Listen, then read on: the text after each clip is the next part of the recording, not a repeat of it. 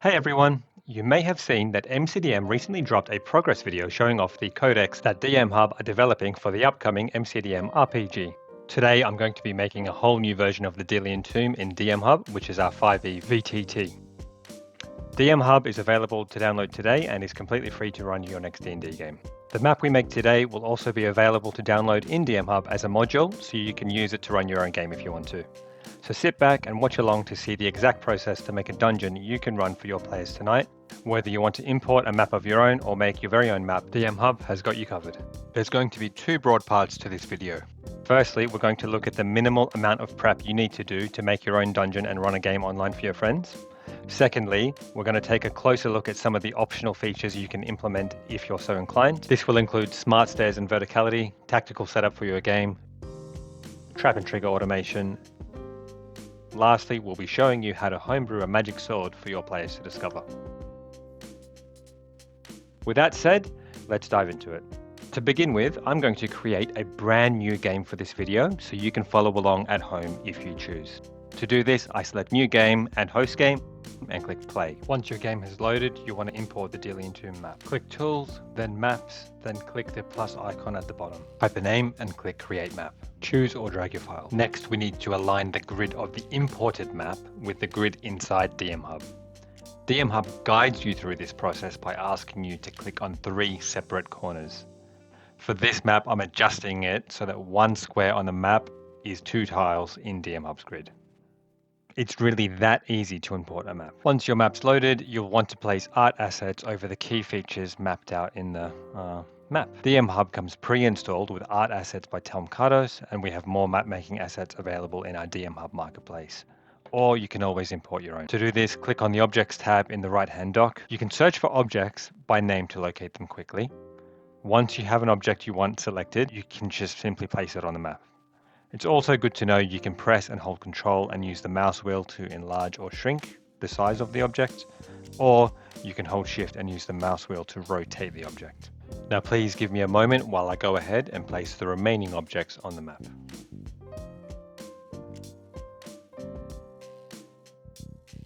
After you've placed all your objects, you can start building the walls of your dungeon. Again, go to the right-hand dock and select the Building Editor tab. Select a wall and floor type that is suitable for your dungeon and you're good to go. Simply drag a rectangle over the section of the map you want to fill. In this case, we're tracing over the outline of the map we've already imported. We're keeping this simple and functional for now. Later on, we will change the look of the dungeon. You can see how simple and easy it is to build your walls of your dungeon. Now we need to put some final objects down. Just go back to the Objects panel and find the objects that you want to place down. Same process as before. I'm going to place these warrior statues and we'll come back to these later.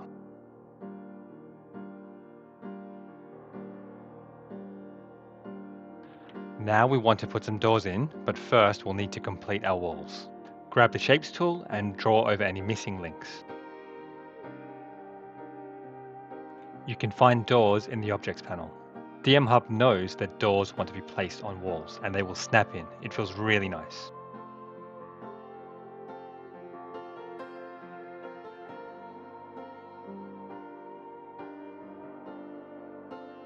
And we're going to repeat the process over here. This time I'll select slightly different doors just so it looks a little bit different. Once I've placed these doors in, again, DMHub's really smart the way it handles these things, and once I've placed them in, then I need to go ahead and set the open rotation. This just means that when players open the door, it's going to open up so it looks kind of nice. It's worthwhile taking the time to get this right. The last door we're putting down for this dungeon is going to be, of course, the secret door, which can be discovered by the players. To make a door hidden, you just need to right-click on it and select Make Invisible. Players will see the door once you've made it visible again. Now I'm going to go ahead and move this trap because I like it being positioned in the corner more. That's just my personal preference, you don't need to do that. For the time being, this plate will just serve as a cue to the director that any players moving through this space may need to pass the deck safe. Later on in this video, we will revisit this trap to apply some cool automation. The magic longsword will be added later in this video. The last part, for the first section of this video, is simply to add the monsters from the bestiary. Go over to the dock, click on the monsters that you want to grab, and you can place them down on the map. If people are interested, I may do a future video with a deep dive on adding new monsters to this map. Okay, now that I've placed all the ghouls down, I've finished the first part of creating this map. We now have in front of us a fully functional dungeon. This is comparable to what you would have if you were playing this the traditional way around a table. You have a dungeon for players to explore with a basic layout and enough detail to pique the player's interest. There are monsters to encounter, and anything else required can be done via directed narrative.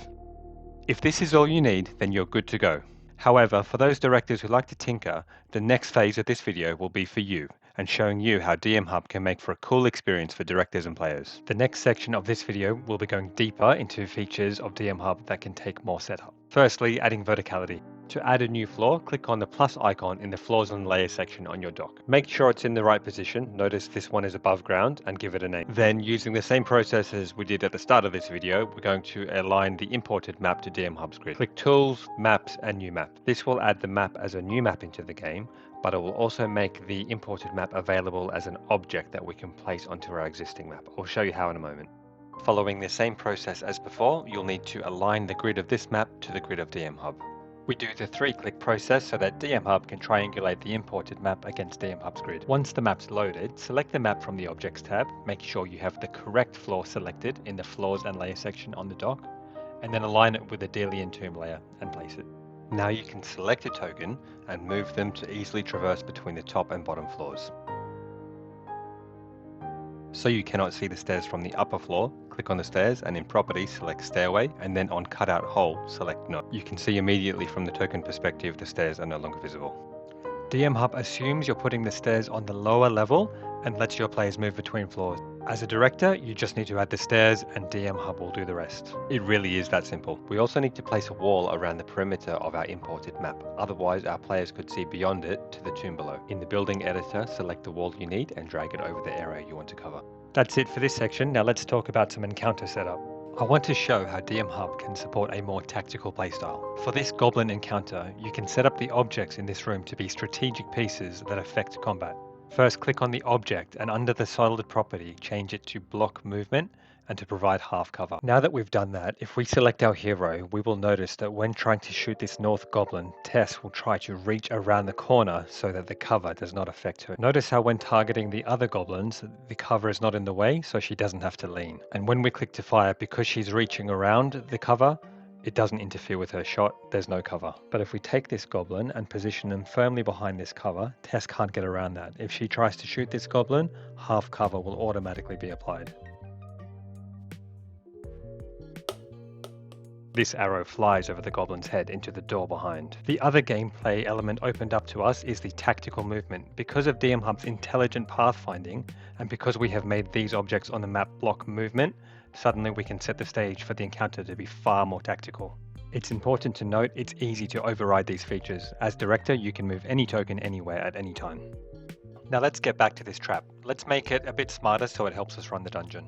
Let's set it to stop someone greater than small if they try to walk past the plate. Select the Halt Movement drop-down box and select Yes. I'm going to use the Filter Targets Goblin script field to filter only if the target is size 3 or greater. Then I'm going to test this immediately by creating a token and seeing if its movement will be halted when I try to move through it. Boom! We're getting feedback that our implementation has worked and any medium-sized or larger creatures will be halted when trying to move through this space. Let's now open up the character sheet and change this monster to a small size and see if it will still stop. Oh, brilliant. Now you can see with just a few clicks and a little bit of tinkering, we've put together a pressure plate that will stop creatures who are medium size or larger. Now let's place the scythe in position. We want the scythe to be out of the way, but to then swing at the players when they trigger the pressure plate. We need to edit the core properties of the scythe so that when the blade rotates, it pivots at the base of the weapon and not in the center. So we adjust pivot X and Y numbers until the yellow dot is in a place we're happy with. And then position the blade accordingly. The next important step is to add the keyframe property to the blade. We need 2 keyframe states, loaded and sprung. That is, what the blade looks like when it's loaded and ready to go, and what it looks like after it's been fired. I move the blade into the position I want it to be in after it's been sprung, and I click Record Keyframe. Now we have 2 alternate keyframe positions, and by restoring either one, we can alternate between the 2 placements. You can also adjust the animation time. This is the amount of time it takes to transition between the two keyframes. I want the loading to be slow, like something being wound up, so I put 2 seconds, and I want the sprung state to be quick and deadly, so I put 0.1 second, like a trap. Okay, so now we need to wire up our scythe and our pressure plate. The way that we want to do this is to add an action property to the scythe. The action is to become visible and to load the keyframe sprung trap. Then we literally need to wire up the trigger and the action. So you can see I'm wiring up the one trigger with the 2 different actions. Now let's test. Again, I'm creating a monster and I'm going to test it by walking onto the pressure plate and seeing that it's going to trigger the blade becoming visible and swinging. Perfect.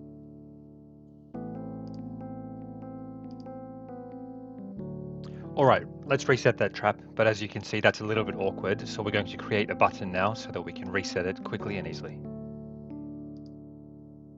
I'm going to use an invisible button object that I will place nearby on the map. Players will not be able to see this button. I will give the button a trigger, which is if the director presses the button. I will then wire up the pressed button trigger to the relevant actions, in this case restoring the loaded keyframe and making the scythe invisible.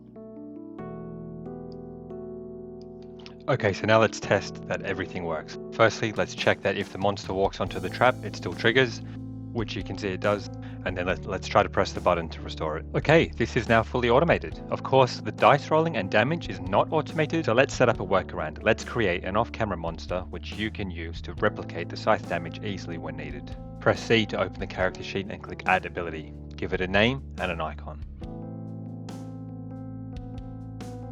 Then select the target type, which for this will be target creature, and I'm going to set a target count of 3.